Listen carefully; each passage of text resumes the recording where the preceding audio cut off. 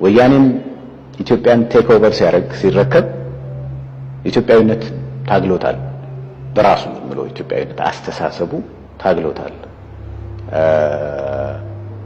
አማራው አማራ ነህ ሲባል አሁን ነው አማራ የሆነው በነገራችን ላይ እየሆነ ያለው እንጂ በፊት አልነበረም። ፕሮፌሰር መስፍን አማራ የለም አሉ ብሎ የሚገርመው ሰው አለ። በጣም የሚገርመው የሚናደድ ሁሉ ሰው አለ። ምን ጥያቄ አለው ይሄ? እኔ አማራ ነህ ተባለው አማራ ነህ ማለት ክርስቲያን ነህ ማለት ነው።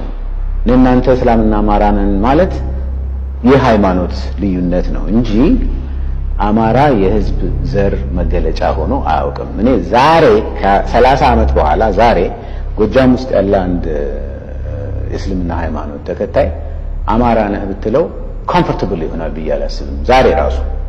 ምክንያቱም አማራ የሚለውን ቃል ክርስቲያን አድርጎ ስለሚያየው ማለት ነው። አሁን ነው ተገዶ እስላም አማራ ነህ መባል የጀመረው።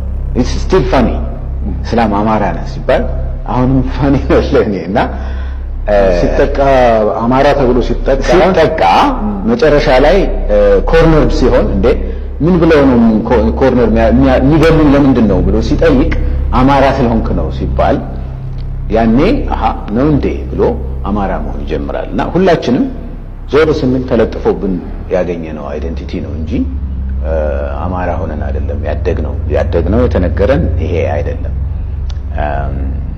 እና አሁንም ቢሆን ኢትዮጵያን የያዛት አማራ ነህ ሲባል ህዝቡ አይደለሁም ብሎ እየሞተ እየታሰረ እየተገደለም አይደለሁም ብሎ ሪፊውዝ ስላደረገ ነው። አንገዛውም ይሄንን እንቢ ስላለ ነው እስካሁን የቆየ ነው። አንዳንድ ሰዎች ኢትዮጵያ ሩዋንዳ ልትሆን አትችልም፣ ምክንያቱም የኛ ታሪክ፣ የኛ አስተሳሰብ፣ የኛ ስልጣኔ፣ የኛ ሃይማኖታዊነት፣ የኛ እግዚአብሔር ፈሪሃ እግዚአብሔር ምናምን ብሎ የሚከራከር ሰው አለ። ውሸት፣ ለኔ ውሸት ነው።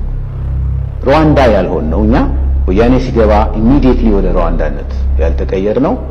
በተለይ አማራ ብለው አይደንቲፋይ ያደረጉት የህብረተሰብ ክፍል በአማራነቱ ራሱን አይደንቲፋይ አድርጎ ተደራጅቶ ታጥቆ ወይም ለመታጠቅ ፍላጎት አሳድሮ የተገኘ ህዝብ ስላልነበረ ነው። እንደ ክር አያይዞ ያቆየው አገሩን እስካሁን ድረስ እንደ ክር አያይዞ ያቆየው ያ የህብረተሰብ ክፍል እምቢ ስላለ ነው። አልሰማም ግደሉኝ እንጂ አልሰማም ብሎ ስለቆየ ነው ብዬ አምናለሁ።